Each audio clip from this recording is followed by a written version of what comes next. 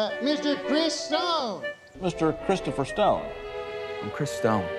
Welcome home, Mr. Stone. I'm Chris Stone. Oh, this is Chris Stone. Chris Stone. You're Chris Stone! I am Chris Stone.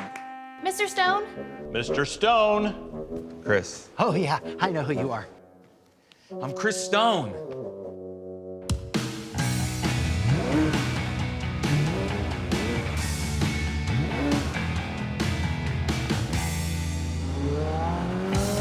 I'm Brett Varvel. I play Chris Stone in Mayberry Man. Chris is a stuck-up A-list Hollywood celebrity. You're Chris Stone! Yes, thank you. I am Chris Stone. And he can't really go far without someone tracking him down for an autograph or a selfie. He lives a fast-paced, very much a celebrity type world. He gets sentenced to a week of probation at Mayberry Fest for speeding. Mr. Stone, I'm sentencing you to Mayberry Fest. So Chris is familiar with the Andy Griffith Show because Chris Stone's father was in the show originally. The son of Walter Stone from season 3.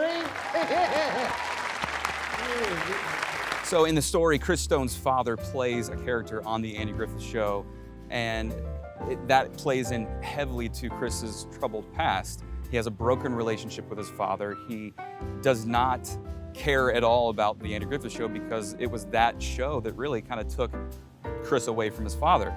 You know what he said to me when I got my first big role in Shingletown? What? Nothing. Because he wasn't there. And Chris didn't have a dad growing up. And so you see the hurt, especially early on in the movie, where Chris wants to make a name for himself. He doesn't want to be associated with anything that his dad did or is known for. He wants to make a new trail. And so that was kind of like pouring salt into the wound for Chris because he's going to this festival he wants nothing to do about only because he is associated with his father. Oh, this is Chris Stone. Oh. Yeah. Hey, Chris, how are you? So man. You know, from Death Figure 8? No. Vegan Gringo? Shingleton. Shingle, no. He's Walter Stone's Walter son. Stone. Oh, you're Chris Stone, Walter's son. Yeah. Come to find out, it is this festival that kind of is salvation to Chris. Soft sticks? Sorry, I broke your heart, mother. Here's one of our savage killers now. I grew up here in Danville, Indiana, where most of the movie was shot, and so I'm familiar with the Mayberry Cafe. My family we would eat there a lot, and we'd see episodes playing of the Andy Griffith Show. My uncle is a Barney tribute artist, and so I'm quasi-familiar with the show. Not really like, you know, I don't know all the episodes and all the lines and everything like that. Welcome to Checkpoint Checkie. More power to you.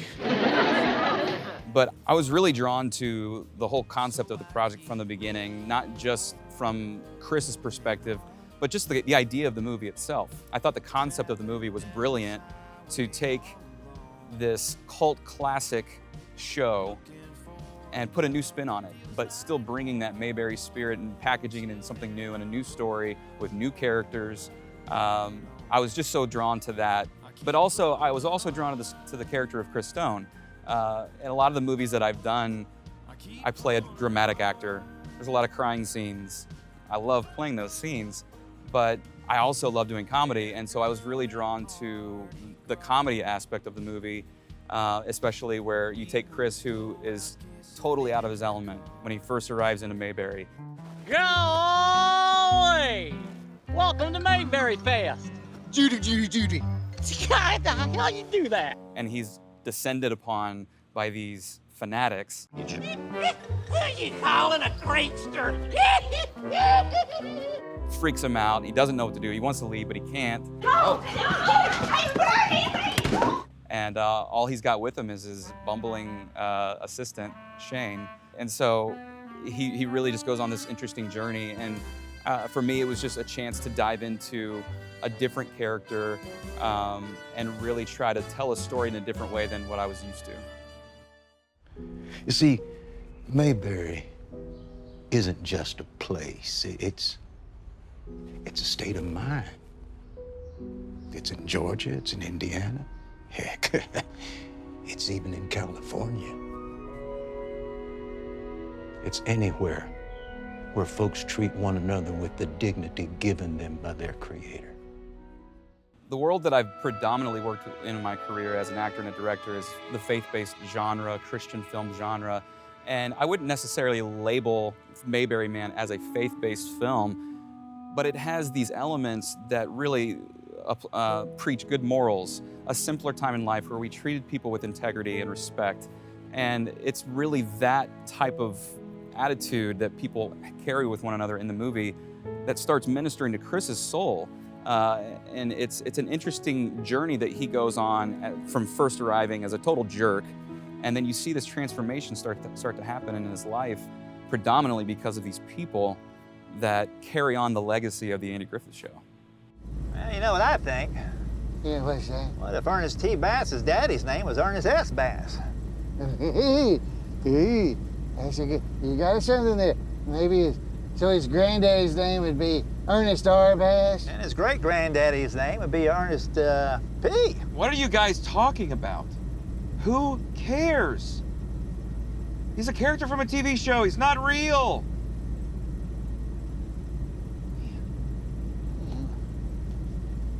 Family's real. What? I said family is real. Floyd's right. Family is real.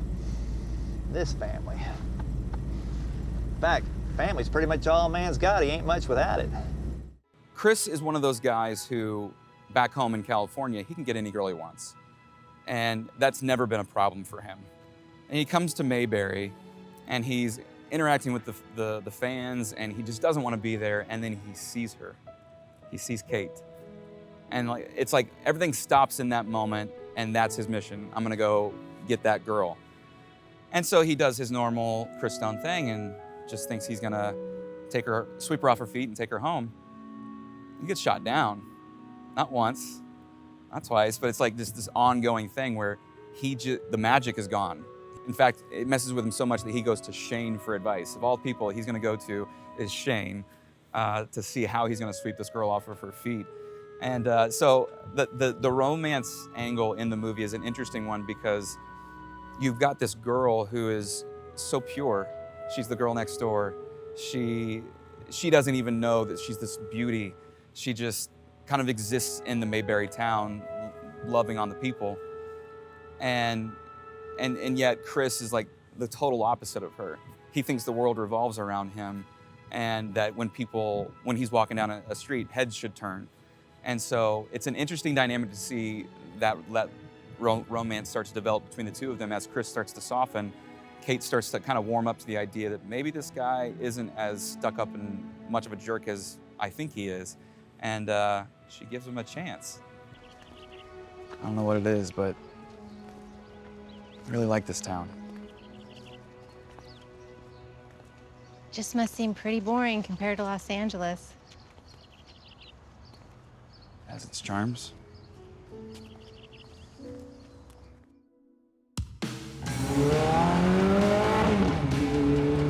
I found something out when we were in LA shooting, a lot of the bit parts of the intro for the movie.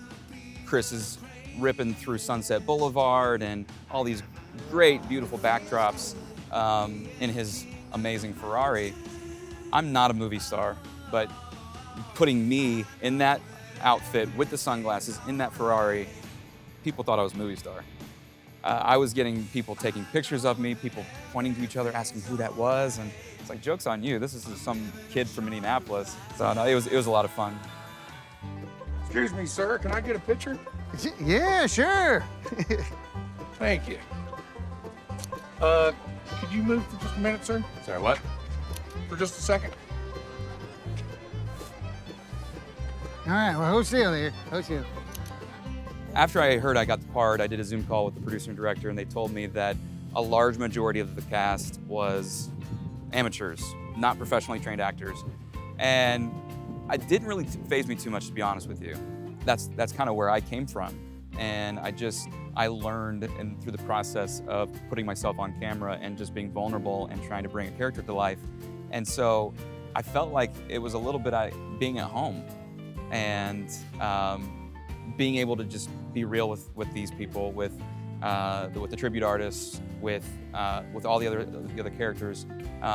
There wasn't ever a moment where I felt like I was the actor and they weren't, or I was the professional and they weren't. I was really impressed with how quickly people fell into their characters and then brought a realism to their character, not just the cartoony aspect of bringing the tribute artist to life. I can't believe it. Yeah. Oh. Hey, it's beautiful. You want to sit in it? I don't think I should. I can't do it, could I?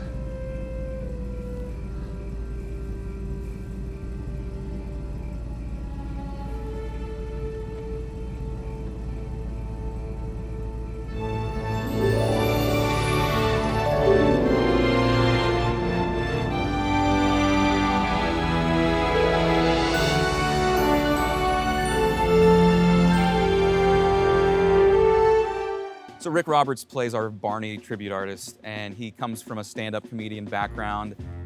He's no stranger to entertainment and entertaining in general, but this was his first time playing a character like in a movie with Mayberry Man.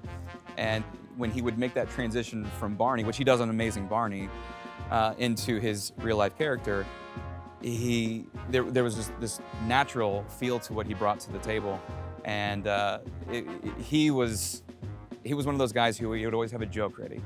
He'd always be ready to crack a joke, always ready to make us laugh on set when we needed to, if it was a long day or whatever. Rik's a treasure. Oh, no. Those are real crooks in there.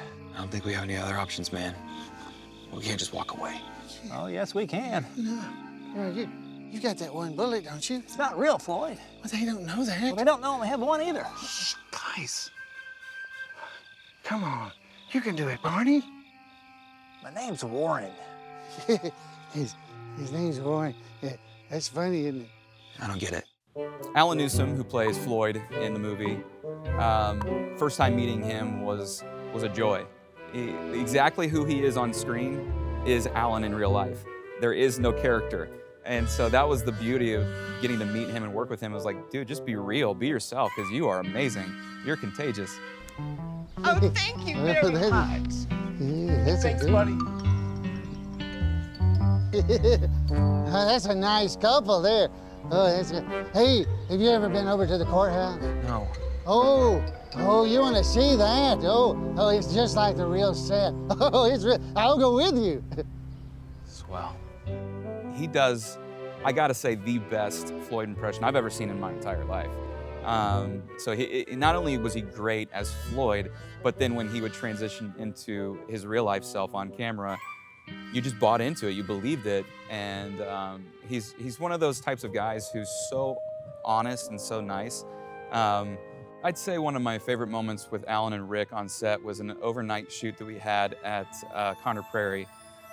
We had this amazing vista of backdrops at Conner Prairie to shoot, and it came time to shoot all of our squad car scenes in the inside side of the squad car, and it had to have been 3 in the morning, at least at that point. So while we're all getting nauseous inside the car, we're trying to keep the light, the mood light, and we're trying to just get through without barfing on each other. Some rough driving there, Barney. I think the state would plug these potholes after we had such a calm winter. We could mellow those out a little bit. It was a fun night of just pushing through being tired and pulling out the scenes that we needed to capture, because there's a couple moments in there where it's not just comedy, but it's actually some defining turning moments for Chris. And Allan and Rik both really fueled those performances for me in a really cool way. Mr. Stone? Hi. Your friend said you were looking for me. I'm Kate. I'm Chris. Ashley's got one of those smiles that just lights up a set. And having her on set was really, really fun because she's very likable, and we clicked instantaneously.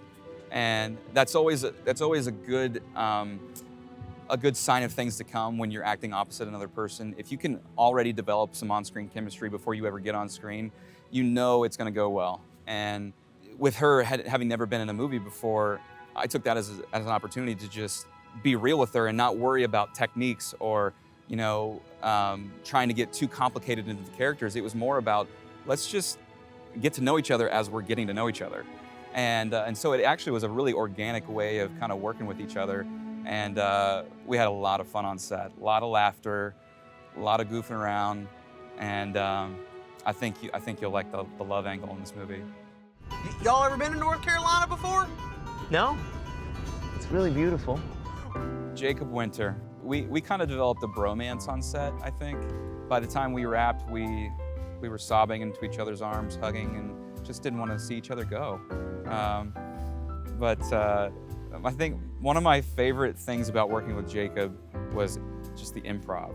We'd get to set, we'd maybe run the lines a couple times with Stark, and then to Stark's credit, he just let us go. He just let us let loose and try things, and if it was too much, he'd pull us back, which there was a lot of pulling back because we just kind of would go nuts. And I think Jakob brought a free spirit attitude to the character and to the movie that really gives Chris another dimension of having to deal with this guy who, I mean, you look at him, he's a strapping, handsome young man, but he's a goofball. And looks like he's dressing in the wrong era. And he was just such a joy to work with. And he's so talented. We're at Chris's mansion. It's one of those beautiful home on the north side of Indianapolis. It's like the first time we're really getting to see this dynamic between Chris and Shane. And Jakob just went off script and started telling this ridiculous story about the bird that scared him as a younger boy and what that was like. So how was Georgia? See, I have an aunt that lives in Augusta, and I was invited out there last summer, but I didn't end up going because she has this feral bird, Jimbo, who bit me when I was a kid, and I don't know, I've just been terrified of birds ever since, and well, it gave me a rash, and my aunt, she's immune to it, I guess, by now. How's it going, man? Basically. So much of my best acting in this movie is that moment right there to not laugh. I'm really proud of that performance because it was so hard just not to laugh and join in the story with him. But yeah, that was all Jakob Winter. Scene 78, take one. A mark. Read. Action! One of the things I loved about working with Stark was his attention to detail. This is a guy who, he knows the Andy Griffith Show. He had a very specific vision for the film itself. And I was so impressed with, especially coming from his art background, of the attention to detail, and not just the composition of the shots, but then also the performances and the flow of the story. And he really did an amazing job of, especially helping me, who's not an Andy Griffith person, bring me along and help me understand some of the nuances and some of the inside jokes. Here we have an exact replica of the Mayberry Courthouse, made possible by the Greater Mayberry Historical Society and Tourist Bureau. Hey, limited.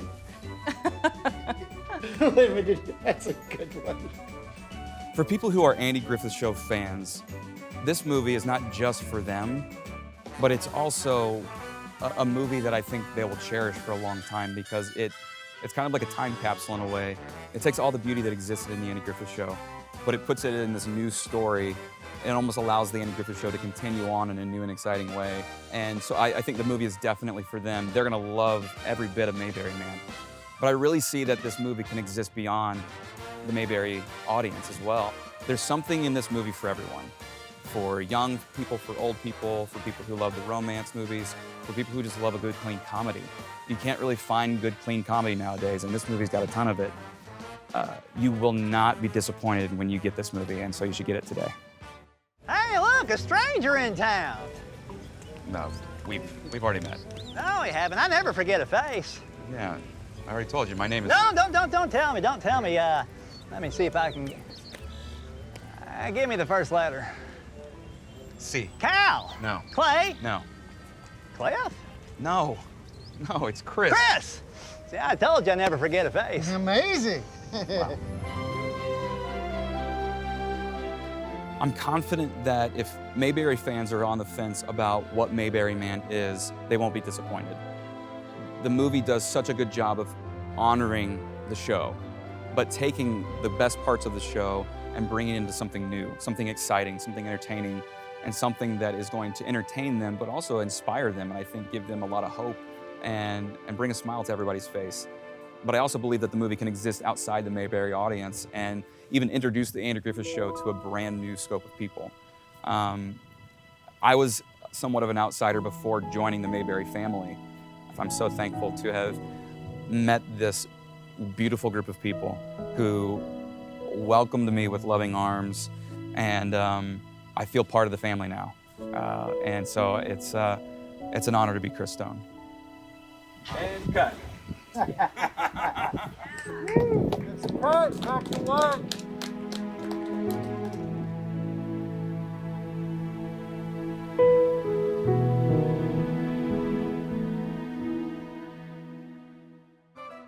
Well, hey, if you just like that clip, hit the like button. There's going to be plenty more. If you want more videos about The Andy Griffith Show, be sure to hit subscribe and click that little bell icon so you're notified whenever we post a new video. Thanks for watching.